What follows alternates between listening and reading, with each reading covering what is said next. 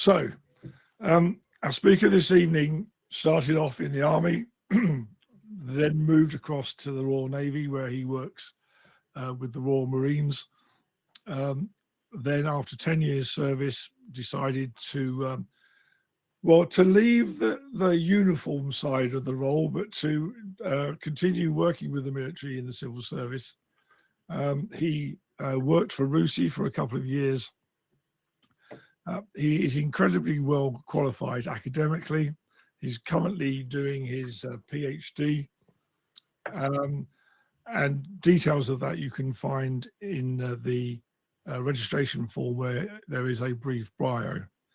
But of more interest to me, I think, is the fact that not only does he live down the road from me in Lincoln, but he's most lately become a bit of a thespian. And has turned to amateur dramatics. Now, I don't know why. It may be because of his time working with Royal Marines. I'm sure he's got a little black number somewhere tucked away. But his last appearance on stage was as a cross-dressing plumber, I think it was.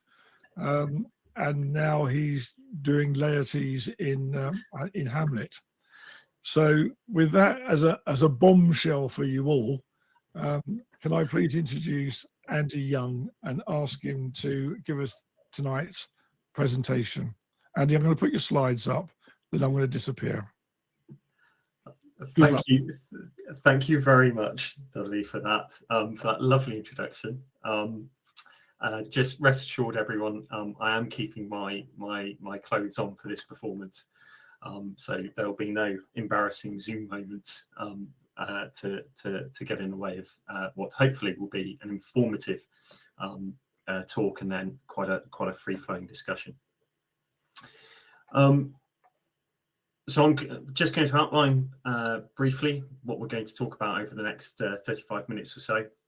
But before I do that, I really should set the tone and discuss more generally why I'm doing this, which is to look at an inflection point in the British approach to war and warfare, and where Britain goes from having a very continental view and a really a tension between the continental school and the maritime school, to one which actually takes the best of both, combines it, and comes up with something which is in the annals of history really becomes something of a forte and a unique approach to warfare. I use unique advisedly, because nobody else does this the way that the British do it, and nobody else masters this the way that the British master it. And whenever you turn the handle of history, there's this approach to warfare which comes up again and again and again from about 1700 onwards, and it's really characterized by this movement to mastery, which all starts, in my view, in 1757 and the expedition to Rochefort. So tonight I'm going to talk for about 35 minutes. I've got my timer in front of me, so hopefully I won't go over. But what we're going to go through then is the four stages, as it were, which is looking at the introduction of amphibious warfare in the 7 Years' War and in the 18th century in general. Why is it that this discrete form of warfare is really looked to by the British during this period? Then we'll look at the amphibious, why Rochefort, why did that come to the fore, why was that chosen? We'll look at some of the planning and the preparation of and for the expedition. Obviously, have a look a bit at how the expedition unfolded, what happened, when, where, and why, which is the secret expedition and partially disclosed. And then we'll go into the really three characters who come out of this expedition either with laurels still intact, or at least having some kind of an idea of how you prosecute this kind of warfare going forwards. And then I'll round it off with, as it says at the bottom, amphibious genesis, and I'll look at, well, actually, can we pin this point down as the inflection point? Is there evidence enough there to say that, you know what, Rochefort is the point whereby the British go from being pretty average at best in amphibious operations to one where they start taking it immensely seriously, and they really change their modus operandi. As I say, 35 minutes. Hopefully, this will generate a lot of discussion. I'd rather get into the discussion than just hear my voice. But please don't be too disgruntled if I start looking off in this direction, because that's where all my notes are. Without further ado, I'll continue. So, amphibious why? I'm drawn to that idea because of a recent article by Brigadier Head, AC Head. He wrote it in 1946, and he was talking about amphibious warfare, and the role of amphibious warfare in British history. And interestingly, Brigadier Head and many of his others, like of his generation, go back to the 7 Years' War. And the 7 Years' War is when Churchill, Calwell, Corbett, a Royal Marine Major General, I've forgotten his name now, excuse me, all came out and said, look, this is the period that you need to look at if you want to understand amphibious warfare, and if you want to understand why it is that Britain chooses to engage in this type of warfare. In the mid 1750s, Britain is really presented with a strategic dilemma. It needs to defend its empire. It needs to support its allies, who are continental allies. Its empire at this point is primarily in America. The East India Company is doing some interesting things in the Indian subcontinent, but that's not where the center of gravity is. The center of gravity is the Caribbean and the Eastern American seaboard. And they need to contain French aggression, both in Europe and overseas. And they need to do it without, one, bankrupting the state, and two, without repeating the mistakes of earlier continental commitments. And what you see repeating throughout the early period of the 18th century is France marshalling its forces in Flanders in Germany, Britain trying to marshal its forces overseas, and fighting themselves to a standstill. And at the end of it, we exchange bits of territory that we've captured overseas for bits of territory that the French have captured in Europe. And it's just this to and fro constantly. When we get to mid-century, and this really starts in the 1740s, Britain is starting to look at how it uses its long-standing or its supposed naval supremacy for alternative means to waging war. And the idea is that an amphibious warfare of striking from the sea against vulnerable points on the enemy's coast was going to actually achieve greater strategic outcomes than pinpricks or engaging in long-standing continental campaigns where we cannot achieve the same level of mass as the French can achieve. Now, the war for America, or the 7 Years' War, was a war for America in Europe. And whilst many pamphlets and so on at the time, you'll hear the argument that, oh, we got embroiled in Europe because we were vulnerable because of the electorate. Well, actually, when you look into the pamphlets, there's a theme that runs through them, particularly from the Patriot Whig side, and this is interesting in itself, which is that, as it says on here, it was His Majesty's attachments to the interests of England that involved his German dominions. So the 7 Years' War, right from the very start, there is an idea that it is a war for America, but it's going to end up being fought in Germany because that's where we're vulnerable and that's where the French will strike. But Germany is vulnerable because the king is defending the interests of England. And those interests, the British interests, are to, as it says on here, curtail French usurpation and encroachment upon the frontiers of the American colonies, and fundamentally to protect the country's trade and navigation, i.e. its export industry and its commerce around the world, and the British ships that is carried in. This is a commercial war. Now, the first 3 years of the war, if you include 1754 as the start point, with a certain young American colonial officer trying to go to the forks of the Ohio and firing the shot that was heard around the world, at one George Washington. From 1754 to 1757, the war goes horribly wrong. First couple of years, it's all in the American hinterland, and you've got Braddock getting cut to pieces on the Monongahela, trying to get to the forks of the Ohio, with the 43rd and 44th Foot, two regiments which have a disturbing history of being cut to pieces by irregular and native forces. In the year following that, nothing much happens in America, but then in 1756, Fort Oswego falls, pretty much without a shot. In 1756, obviously in the Mediterranean, the French launch an invasion of Minorca.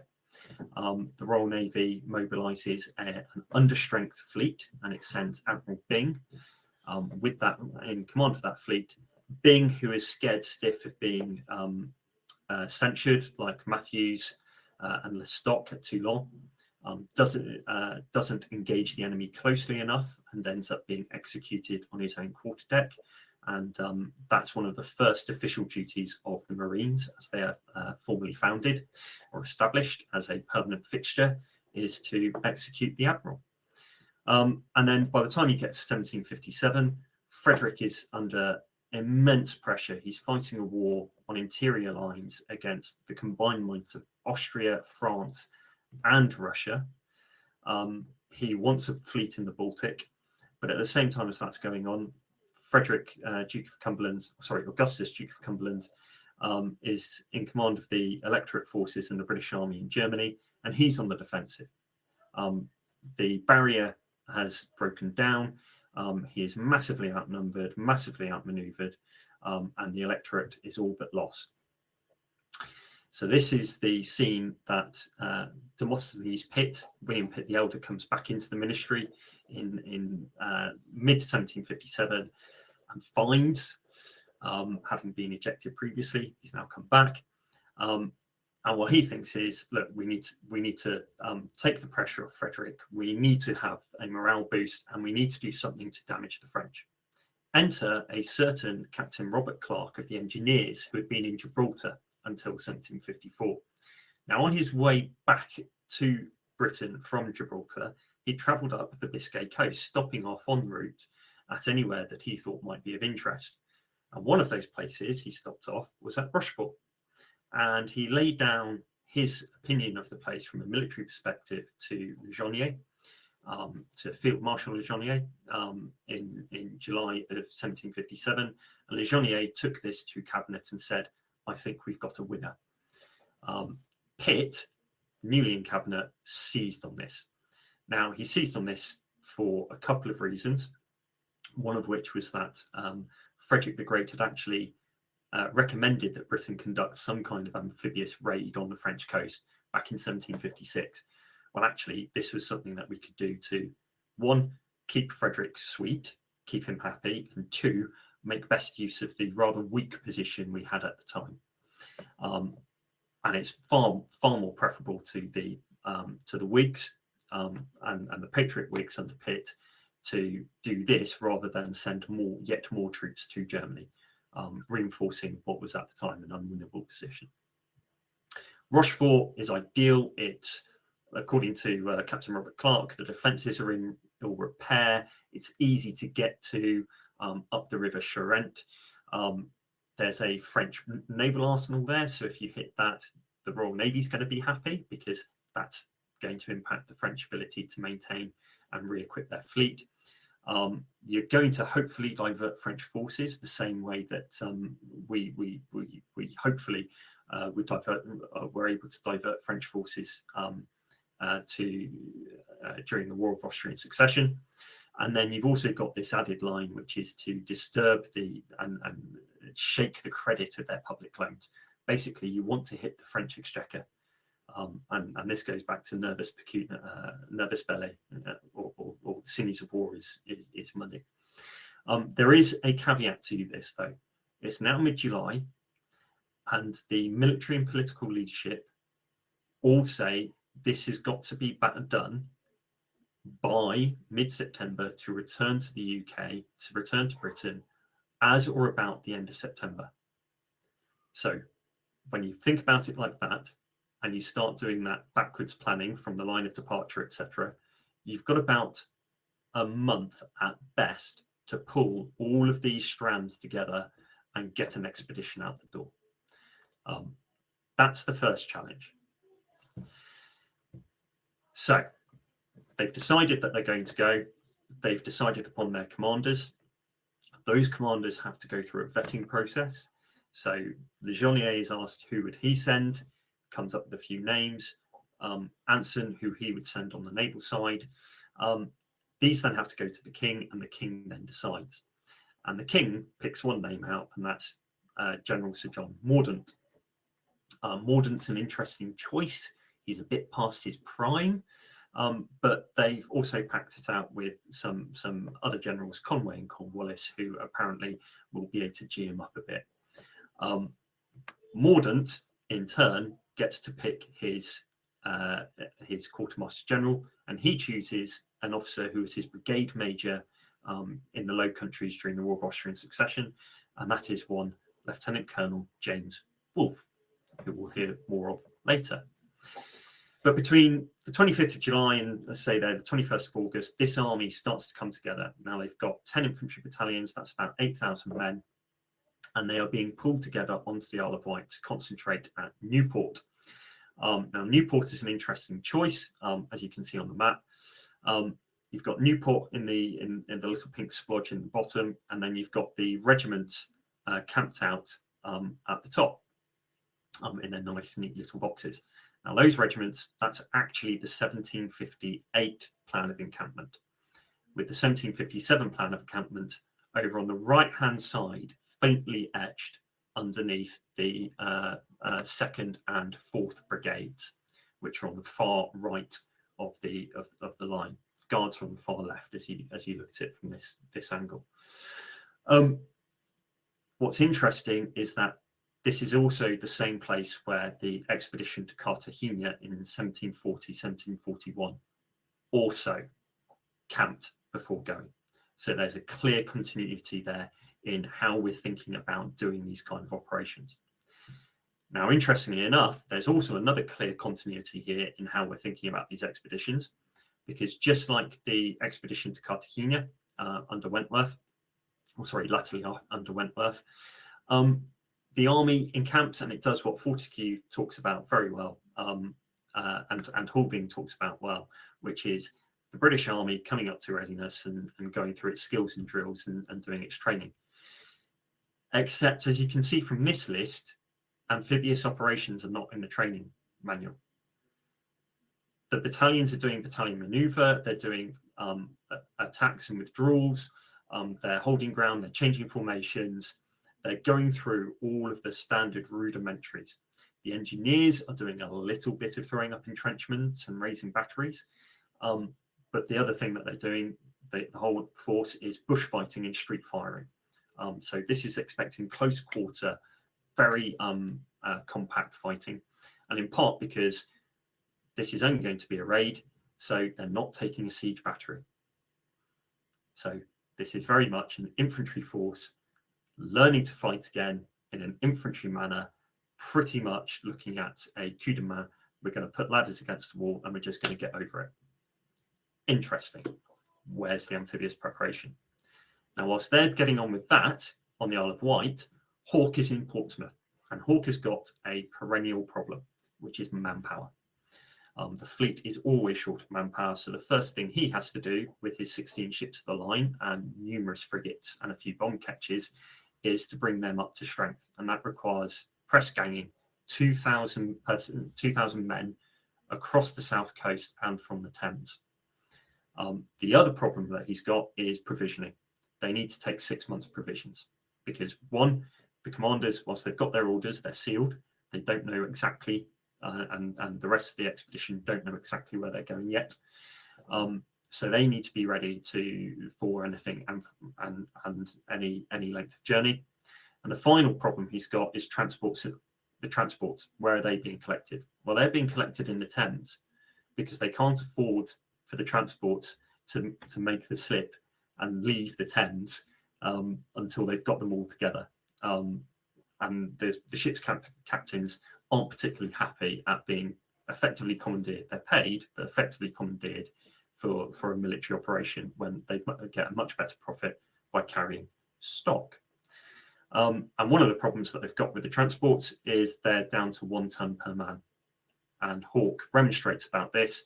He says, this isn't good enough. It should be 1.5 tons per man. But there's issues with having enough transports. And again, recurring theme. So the whole of August passed. And finally, on the 4th of September, the transports make it to Cowes. Now, there were delays coming around from the Thames. The ships had to beat down, which meant that they expended a lot of the stores and provisions that they had on board. So they have to be reprovisioned once they get to Cowes. But they also discovered that there aren't enough boats to ferry the army out to the ships. So Hawke has to unveil on lighters from Portsmouth to come over and help with the embarkation of the army. Now, the king gets quite cross about this, and he writes to both Mordaunt and Hawke to say that they're being tardy in getting the troops aboard.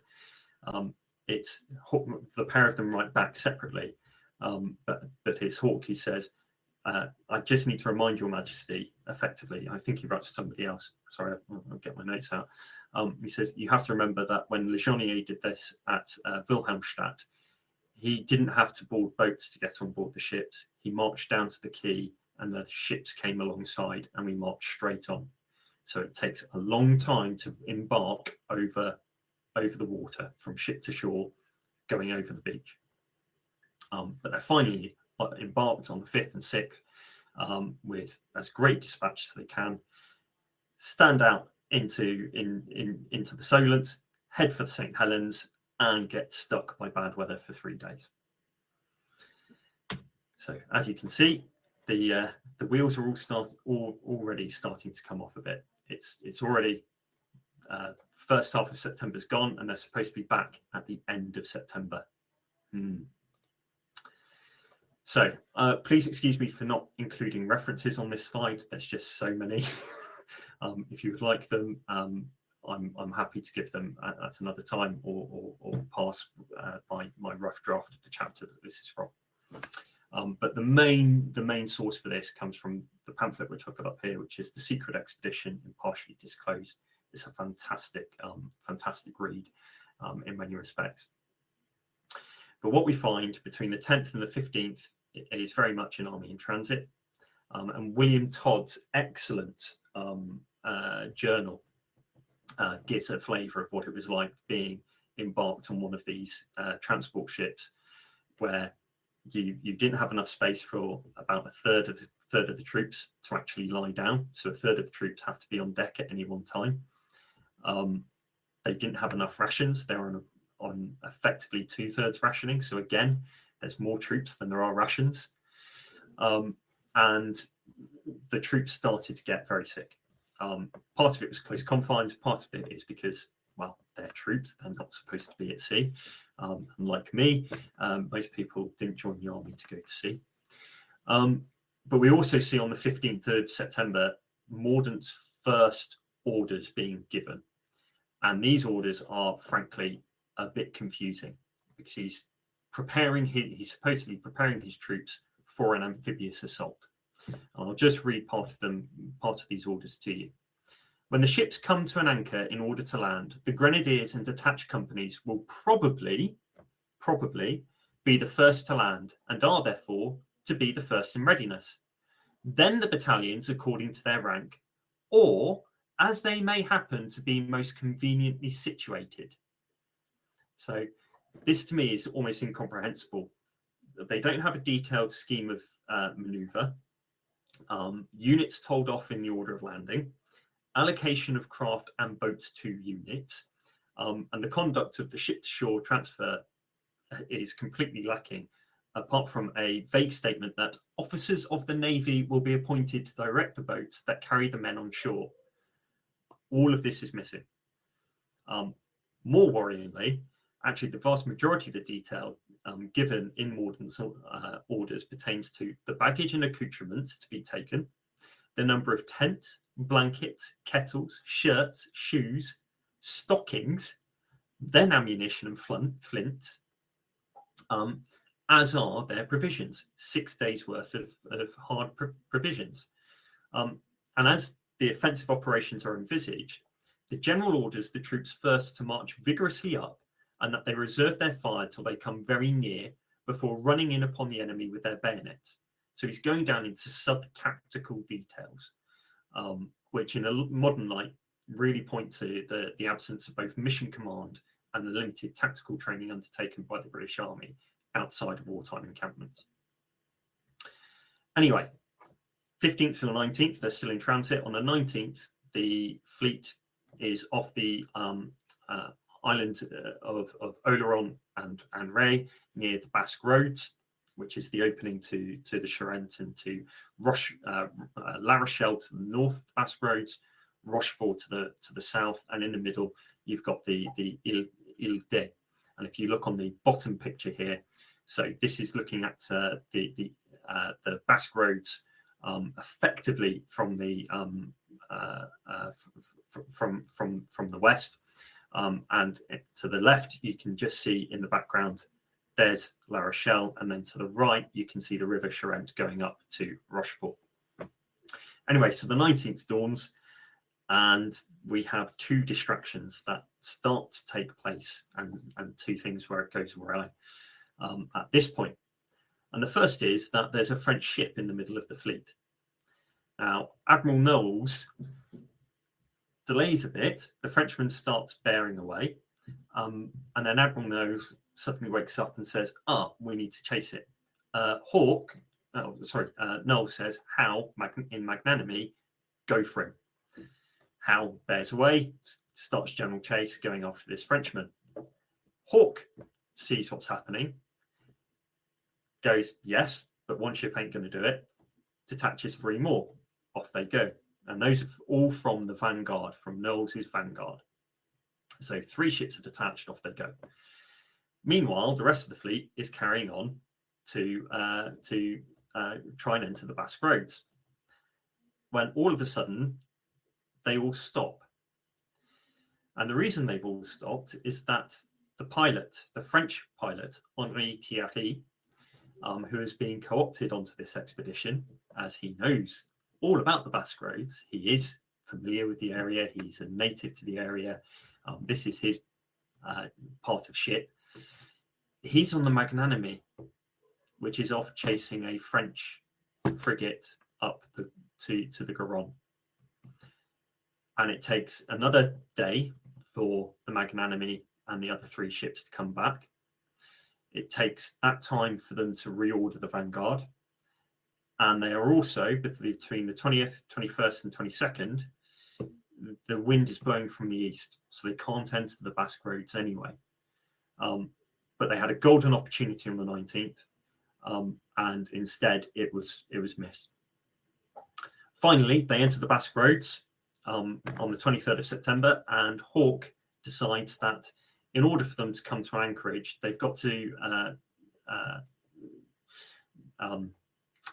destroy, or at least take off the board, the French Fort de Rade, which is on the southern side of the Ile d'Aix, and that's on the top of the map there.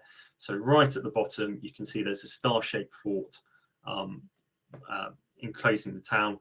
But then on the actual coastline, you've got this battery, which is overlooking the southern end of the Ile d'Aix and the approaches to the Charente. So off goes the van, Magnanimity in the lead, and this is really a brilliant piece of seamanship, and it's the one piece which the one action which comes out positive. Off goes Howe, and he closes with the fort and he batters it into submission in 35 minutes. They land the Buffs. The Buffs take possession of the fort with 500 to 600 soldiers and sailors within it, and they spend the next few days 6 days getting ready to blow it up. Meanwhile, they've taken the fort. Now what? You end up with 5 days of reconnaissances, of councils, and indecision. So Admiral Broderick is sent to reconnoitre the entire shore, to take soundings, to work out whether they can actually land or not. Wolfe sees an opportunity and says, if we land at this bay here, he doesn't know what it's called yet, it's the Bay of Chatillon, we can hook round the Fort Fouras, take that, open up the Charente, and then we can drive on up the Charente and onwards. Hawke, yes, fantastic, I'll batter for us from the sea, you get troops ashore. Unfortunately, the ships that need to batter for us from the sea, they are stuck fast on sandbanks between 4 and 5 nautical miles from Fouras. What nobody has realised is that the Basque roads are so shallow that the 3-deckers can't close with the shore, the transports can't close within a mile of the shore, and the frigates and the bomb ketches similarly can't get in close to do ship-to-shore bombardment. Whilst this is being discovered, Mordaunt basically takes counsel of his fears. He's told by French prisoners of war that Rochefort has been, that the ditch has been flooded, that it's been, the defences have been built up. Clark, who's the engineer for the expedition, is called in and basically says, well, I was here in 1754, I can't guarantee that it's exactly the same now, 3 years has gone past. And then Mordaunt turns to Hawke and says, well, if we land at Chatillon, at this bay, the only bay that we can land at, the rest of the shoreline is too rocky, we can't get the troops ashore. Can you guarantee that you can re-embark us? And Mordaunt says, well, the bay's completely open to the Biscay weather, so if the wind's coming from the west, no, I can't, as a sailor, I can't guarantee that I can re-embark you. And this goes on for 3 days, 4 days. Between the 23rd, 24th is when the first council is called, the 28th is when the last council is called, and on the 28th they finally decide, well, we've got to do something. We've been here for nigh on a week. We've got to do something. Let's land at Chatillon. And this is absolute madness because they've only got enough boats to lift 1,200 men at a time, and it's going to take them to complete one lift. It's going to take them 6 hours. So that 1,200 man detachment, that advance guard, has got to hold a beachhead for 6 hours with no fire support and no reinforcements. And if they get overrun, they're on their own. They're also going to try this in darkness, having never practiced an amphibious operation before. The troops are in the boats, midnight, they're in the boats, they're happy to go, when all of a sudden it all gets called off because the wind has started to blow against them. It's blowing from the east. They're not going to be able to row into shore in time. And so the whole operation is abandoned. And off they go. They blow up the Ile d'Aix, the Fort de Rade, and off they go back to England. I'm going to speed up a little bit, I'm afraid. So what comes out of, they return back to England on the 6th of October, and what comes out of the expedition is a raft of pamphlets. There's an inquiry. First off, there's an inquiry as to why nothing happened, because there's a lot of political capital being sunk into this. Mordaunt is then taken to court-martial as a result of that inquiry. He is acquitted because basically the orders that were given to him said, you're the commander on the spot. If you deem it that it isn't practicable, don't do it. So he didn't do it. But then you've got all the pamphlets, the letters, but you also have action that comes out of this. And there's 2 individuals who really, when you're thinking about action, you need to think about. And the first is Wolfe. Now, most people in this audience, I suspect, will be familiar with Wolfe. But the first thing that he does is he writes a letter to Rickson, and he basically says, this is my experience. We should never have dallied. We should have got in as soon as we could. We should have got the troops ashore. We should have had all the proper dispositions made beforehand. And he goes on and on and on. And being the quartermaster general, he has been able to see all of these details at close hand. And he's also been one of the people involved in the councils of war. So he's literally capturing all of those lessons that he is learning, and he is determining what he's going to do differently. Fortuitously, 1758, he's picked as one of the brigade commanders to land or to take Louisburg. And what we see it with Boscawen's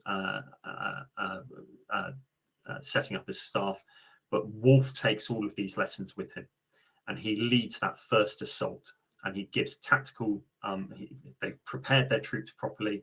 Everyone knows what boats they're going in. There's a proper layout for who's doing what, where, and when, proper scheme and maneuver. And Wolfe allows his junior commanders to take the initiative, and that's how they get ashore.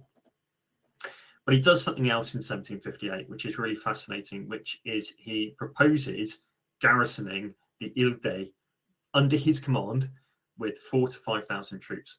One, because he reckons that the Isle can support that many troops. Debatable. It would need massive amounts of resupply from Britain. But by doing so, you can effectively do these three things. One, you can block up Rochefort and La Rochelle. You can create a close blockade of those two cities and deprive France of their revenue, as well as deprive the French Marine of their stores, their ability to refit and equip from these cities. Two, you're going to invite the French fleet out to engage you. And this is exactly what the Royal Navy wants. The Royal Navy wants to destroy the French fleet. So if you have this island, you can effectively dangle it like Minorca and say, come out and play, and have a strong enough squadron ready to either take them as they come through the Mediterranean, out past Gibraltar and up, or as they come down from Brest to effectively do a Minorca on the Ile-de. And finally, of course, at the war's end, if you've got the Ile-de, you can exchange it for something. Because are the French going to be happy to have a British garrison on an island that blocks up the Basque Roads? The other figure in this is Howe. Howe has naval command of the 1758 descents, much to Hawke's chagrin. And you see, and Pearsall did a fantastic article where he laid out a lot of the orders that Howe went through with the 1758 descents. Howe is the first person to get his hands on these flat-bottom boats that you can see here, and he uses them to great effect. He actually puts together the full range of C2 structures, command and control structures, including who's going to be laden where, what the signals are for each of the different divisions, how they're going to be commanded, at what point you transition from the seaborne command to the landborne command. And he also brings together his huge knowledge of the French coastline, the Normandy and Brittany coastline. And he sets this, as I say here, he sets the tone for future naval military cooperation, because at the St. Cast debacle in 1758, where the rear guard is overrun, Howe is on one of these flat-bottom boats, rowing to and from, pulling people off the beach, and he's doing everything he can to save the army from itself. Absolutely fascinating. But the other individual here is Molyneux. Now, Molyneux is the subject of my PhD. He's a guards officer. 1757. He sits down basically with the lesson, with what's gone on at Rochefort in his head, and he goes, "We need to be better at this." Unusually, Molyneux is a graduate of Oxford University. He's a graduate. He's actually slated to do a master's, but he decides to go and join the army instead in the War of Austrian Succession, signing up in 1746, Battle of Lafayette, and then he ends up as an ensign and lieutenant in the guards, Third Foot Guards.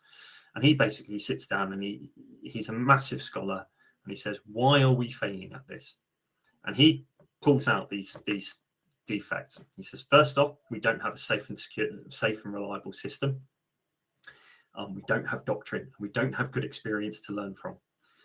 Then he says, well, we also don't delineate command and control between the components. They're both acting separately and often in loggerheads and in competition with each other.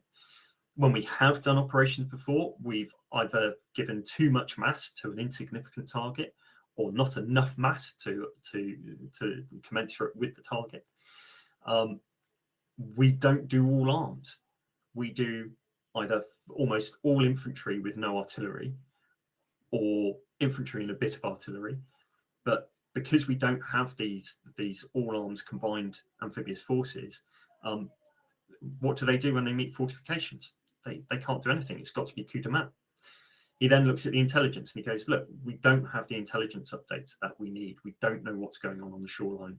And Rochefort really pulls this out, because if people had just looked at the chart before they left, they would have seen that the bay is too shallow to do anything. They can't get close to the shore. And then he says, look, we don't have any specialist landing equipment. And so he studies 150 years of specifically British amphibious history. It goes all the way back to the Romans, but he focuses on the last 150 years from King James through to 1757. He says, and 1758 really, because he continues writing into 58. He says, this is why it's all gone wrong. Now, this is how we can do it better. And he lays down a set of TTPs, some of it fairly imaginative, but he lays down a set of TTPs that covers everything from the organization of the landing craft to the different types of craft you need, depending on what's being carried in the craft. So he's designing craft around the force package. He's looking at how you conduct a brigade assault landing, using landing craft, which have got which he calls them artillery ranges, but they're effectively landing craft gun, as we see in 1944. He's then looking at how you use fire and maneuver using up a river to clear a river out so that you can strike deep inland, as well as using the land forces. And then really interestingly, he does something that nobody else does, which is he looks at how you get out under fire. And he comes up, he's at St. Cass in 1758, and he says, look, this is how you actually do a withdrawal, not of a brigade, but of a 2-brigade landing force under fire. Nobody else covers a withdrawal in that kind of detail.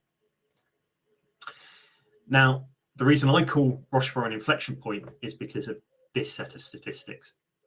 So this is taken from Molyneux, and then I've labelled mine on top. So Molyneux categorised all of those expeditions between 1603 and 1758, and he said anything over 4,000 men, that's a great expedition. Anything less than 7,000 men, that's a small expedition. And as you can see, going by what he laid down, a great expedition only had a 1 in 5 chance of succeeding prior to 1758. Small expeditions, well, those tended to just be mounted by the fleet with its with its manpower, its marines on board. They've got a better rate, but it's still only 2/3. For a total that's less than 50-50. After 1758, you see this change. Now, I've used 1756 to 63 because those 3 miscarriages you can see on there: Rochefort, St. Malo in 1758, St. Malo 1, where they get ashore but they don't do anything, and then St. Malo 2, which ends in St. Cass. If you remove those 3, you have a 100% success rate post 1758. That is remarkable. In that short period of time, we go from being less than 50-50 to having a 100% success rate. How can we get there if we don't understand what the inflection point, what is it that changes? And my argument is that it's Rochefort. For something very, very simple. You've got that huge wealth of pamphlets, you've got that huge wealth of organizational learning that goes on. We see characters like Wolfe and Howe and Molyneux coming to the fore. We see people like General Albemarle, Keppel, who goes to Cuba in 1762. And the indication is that he had this book, he had Conjunct Expeditions by Molyneux in his library. So somebody who's never done amphibious operations before is reading about the theory from someone like this. And he's also got a staff with him who have gone through that whole learning process, who've been with Wolfe, who've been with Saunders and Pocock and all the other naval greats, Boscawen and so on and so forth. And his army by the time it gets to Havana, I think when I looked at it, only one of his units, he had about 20 battalions with him, all told. Only one unit had never done an amphibious operation, and most had done at least 3. So you've got this corpus of knowledge and this specialism. And I love Molyneux for this, because he's got these fantastic quotes within him. And it's this idea that he's going to solve this problem by looking at negating bad management, by getting rid of our obstinate wish to carry on going the way we are with eyes shut. And it's a fantastic book if any of you can get hold of it. It's on archive, but look through it, because it is unique in British 18th century literature, and its specific link to Rochefort is that Molyneux opens with a quote that effectively says, "Once we're doing this through want of system, and it's the return of our Rochefort armament which convinces me most thoroughly of this." So that's why I believe that Rochefort is an inflection point. Thank you for listening. I'm sorry I've overrun a few minutes, but Dudley, if you're there, please come back and take the mic off me. You could have spoken for much longer, I'm certain, Andy, and we would have been enthralled by that. I'm interested to see that was a pamphlet written by an army officer, directed primarily to, I suppose, to the army. How did the Admiralty take it? Interesting, because I've not seen anything much on it yet. I would be very interested. One of the things that I'm trying to do with the dissertation is get in and see how much he's read. But it's Aston, Major General Aston. But there you have a Royal Marine in 1900 who's talking about reading this book. Corbett is reading this book and references the book in some of his work, but he references Beaton Moore. He at least knows about it. He says it's a splendid little book. Well, I tell you, it's not a little book. It's well over 400 pages. Wow. But you do see some of these ideas coming through, particularly around the fire support and how you can use a fleet to clear up a river, which is clearly something that the Royal Navy were thinking of doing and did do to great effect in the Opium Wars. So it does have longevity like that. We're all guilty of this. We used abbreviations and like TTP, and Ian has asked, can you please explain the term TTP, please? So yes, TTP, very simply, tactics, techniques, and procedures. So the sub-tactical detail of how you are going to fight. Thank you.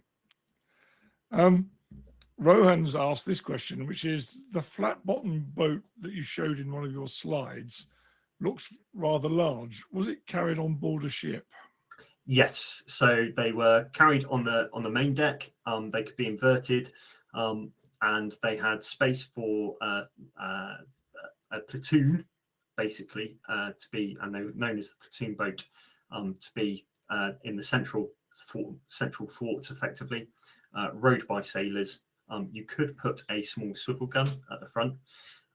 Unfortunately, and this is one of Molyneux's gripes, because he sees the flat bottom boats firsthand in the 1758 campaign, and he says, yeah, that's great, but the platoon isn't really a tactical formation at this point. It's the subdivision. So we're not building a method of delivery around the force package, which is why you need to use my boats that I've just invented called the subdivision boat. And he goes into that. I've seen 2 or 3 of these models around. They are great to look at. And the last one that I saw was being used as a child's toy at a country house down in Cornwall, which I was a bit perplexed by. Was that Mount Edgecombe by any chance? No, Port Eliot. Oh, I saw it being stuck in with the other toys, and a bit of shock on my face. That's interesting about designing it around a platoon, because certainly at Gallipoli, we're still bringing bringing a company ashore, but bringing them in 4 boats, which are basically platoon sized. I don't know enough about Egypt, but I take it that was the same at Egypt as well, was it? Yeah. So the main problem you've got is propulsion, and this is the problem that Molyneux has with his rather fanciful boat. It's using sails and sweeps, but because you were designing it around the force package, so that, and he wants to be able to fight from the boat as well. How does that actually work? And it becomes cumbersome. The idea of these flat bottom boats is you can get a relatively large number of troops to shore in good order in a relatively short time, because you've got a lot of rowers, you've got a lot of manpower to get that boat backwards and forwards, and you're going to be doing lifts for quite some time. Mark's asked, did they start forgetting again after 1763 and have to relearn from 1776? I don't think they forgot. So this is straying into the back end of where I'm going, because if you look at the start of the American War of Independence, there's one thing that the British do very well, and that's amphibious operations. And we're able to transition around the American coast seaboard relatively easily and get troops ashore and capture places. We have a rebuff at Savannah, I think it is, but we go back and we go again. So really, it is there in the doctrine. And of course, you've got Howe, and you've got that generation of commanders who've done this. Monckton, famously, Carleton, they've all been through this process. What does happen is then it's about what you do with the force when you've got them ashore. And that's one thing that Molyneux is very clear about in his piece, which is you have a force package commensurate with the object to be taken. He actually scales his operations accordingly. Typically, the British, we don't like providing enough equipment up front and mass and material up front to our army. We are the beggars, we are the borrowers for a reason. Make, do, and mend. And from my perspective, that's what really sees us come undone several occasions during the American War of Independence. As an army officer, retired army officer, I must never forget that the Royal Navy are the senior service, and they will keep telling us that until we put you ashore on a foreign shore, we are in charge. So we will get you there, and then when the time comes, we will take you away again. But from the beginning and at the end, we are in command. Only in the middle do we hand over to you. I put it very simply in those terms. But does Molyneux address these command and control issues in his pamphlets? So he does. So in his book, he does go into the command and control. His main thing is saying, look, there needs to be one C and C. Yes, you can have subordinates under him, a land component and a sea component. But he's really taking aim at Vernon and Wentworth's lack of relationship at Cartagena in 1740, 41, 42, which sees 90% of the land component basically whittled away due to disease. And then those two come back and they start a pamphlet war. We don't learn any lessons from Cartagena because the two component commanders are too engrossed in assuring their own reputation. And that is his big bugbear. But he does actually come out and say one thing very, very clearly right at the start, which is, I'm not going to talk about the naval element because I'm an army officer. The army are the ones who go ashore. We're the ones who have to actually understand how we're going to do this and how we're going to fight like this. And because you can only do amphibious operations if you have command and control of the seaways. His starting point is Royal Navy supremacy at sea. And actually, if you start tracing down through history, all of those elements that he talks about, you can see the same themes occurring again and again and again, even down to 1982 in the Falklands. It's the Royal Navy that establishes the 200-mile exclusion zone, command and control of the local seas. and then it's about the close cooperation of the landing component and the naval supporting component ashore. And that's really his starting point for his book. It's interesting when you gave that little vignette of the ship that went chasing the Frenchmen and taking part of the army with it, and particularly some key commanders with it. We see that in the 20th century. We see it at Dieppe. We see it in Sicily. It's not until I think 1944 when we have a dedicated command ships which are there, where the naval commander and the land commander are sitting side by side, and that ship is not commanding the fleet. Is that an accurate summation? I mean, I don't know enough about the Falklands to know whether it had changed afterwards. I mean, well, the Falklands is an interesting one because I'm going slightly off topic. You have a commander South Atlantic, who is Admiral Woodward. He's got the covering squadron, so he's the naval component commander. You've then got Commander Land Forces, Julian Thompson, and he's co-located with the Commander Amphibious Task Group or Task Force. And they are co-located together, and they speak to each other. They speak the same language. Their relationship was famously cordial. And having spent time with both Mike Clapp and Julian Thompson, they still got on like a house on fire. The relationship that broke down was with the naval component commander, Woodward. Famously, if you actually look at it, the reason why the relationship breaks down is very similar to the reason why Hawke gets in a hump with Howe in 1758. Howe's got experience at this stuff. He understands the French coastline, and he's acquitted himself well in amphibious operations. 1757 was the first time Hawke conducted amphibious operation. He's not happy. 1982, Woodward, the first time he conducts an amphibious operation is 1982. The first time he's a carrier commander is 1982. So you've got this gulf in experience. Where you see it all coming down through history is where you have these commanders who speak the same language, who perhaps are co-located, but Mordaunt and Hawke were co-located on HMS Ramillies for much of it. They were talking via notes. It's really that relationship which comes to the fore. Sorry, if I dragged you into the 20th century, I'm not apologizing, because you quite rightly brought us back to the 18th century. And that's why we do these things, isn't it? It's to look at these lessons.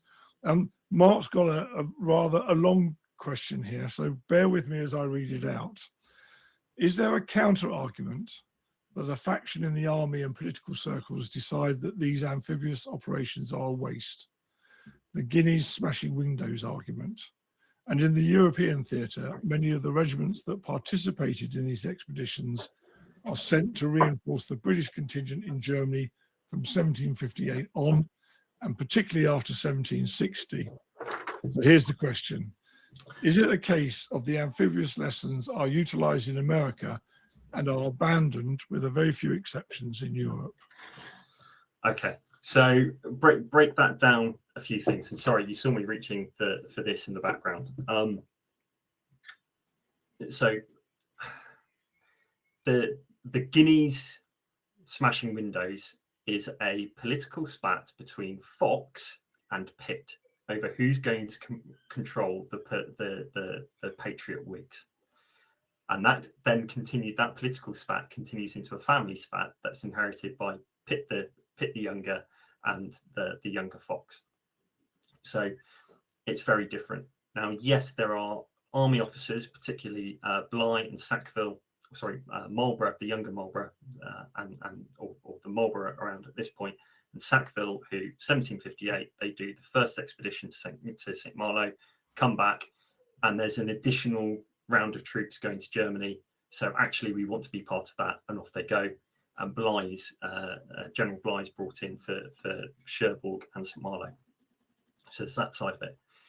In terms of the regiments, now this book you can get online. It's a Marine Corps University Press book. And it's got my chapter in here, which is looking at regiments of foot assigned for amphibious operations 1755 to 1763. And that's the first table. And then it goes on into a second table. And the interesting thing is, how many of those regiments stay the same? And as I say, by the time you get to the siege and capture of Havana, I mean, the 15th Regiment of Foot, for example, has been present at Martinique, also in 1762, at Quebec in 1759, and that was its first. But then you've got other regiments which just appear again and again and again, like the 33rd, 34th, 36th, just turn up time and time again. So it's really not a thing. We dispatch troops to Germany completely separately. And in terms of the amphibious lessons utilised in America, Molyneux comes out with something very clear in 1759, which says, if you are going to do a raid on the coast of France, you need to go with at least 16 to 24,000 men, because you need to take a port, hold it, and use that as your base of operations, effectively for a chevauchée, because the French are not going to bring back troops from Germany if you are turning up, doing something very interesting, and then departing again. If you turn up and stay, then they'll bring troops back from Germany. And he talks about it as taking the bull in flank. So that's why we shift away, because it's going to take a huge number of troops to achieve something, whereas you've got all of these isolated French and Spanish colonies around the world where you can turn up with 16,000 troops and completely overmatch them. So why not do that, especially when Havana is incredibly important to the entirety of Spanish power. So it's about choosing the right target for the right reasons, and where are you going to do most harm to the enemy with least harm to yourself. And the real places to do that is by exporting your power to these overseas colonies. They're isolated, you can achieve mass and overmatch, and with the navy rampant, there's nothing the enemy can do about it. Oh, and by the way, when the war ends, the French, that is exactly what has happened to the French. And in 1762, we get to Havana and set up our siege lines outside of Havana before the Spanish garrison there even know they're at war. It's about that rapidity of movement as well, and rapidity of action. Thank you. Andy showed us a book which is called On Contested Shores, because of course when he showed it to you on screen, we still can't read it because it's reversed, Andy. Yeah, sorry. But very thankfully, Rick has also put into the chat box the link to the website that you can get Volume 1 and Volume 2 from. So anyone who's watching this on recording that's interested, just drop me a line and I'll give you those links. Andy, we've almost run out of questions, but I've saved this one to the end actually, because I want to know the answer as well. Oh, is it? We've got a new message. Nope. When are we getting a new edition of Conjunct Expeditions with the Andrew Young intro? Wait for me to get my mini Viper out the way for my upgrade. I've got a first chapter ready to go, which would be the introduction. There's something similar coming out with the Helian amphibious warfare, proceedings to the British Amphibious Warfare Conference. But yeah, it'll once I've got that out of the way, then I can get stuck into that and not compromise one or the other. Yeah, I mean, because facsimile editions of pamphlets are a thing, really, aren't they? And this seems tailor-made for one, and who better to write the introduction than you? With that, I think I'm going to draw stumps. I told you, Andy, that I was really looking forward to this evening's talk. I may be a 20th century historian, but I am extremely interested in amphibious operations. And now I will carry forward in my mind the inflection point that you so well explained to us all. Thank you very much indeed for doing this. And on behalf of the Society of Army Historical Research, we pass on our thanks. The thanks are coming in the chat box. You might want to open them up, Andy, just to see how appreciative people are. But thank you all again for attending. Good night and have a comfortable evening. Thanks. Thank you all.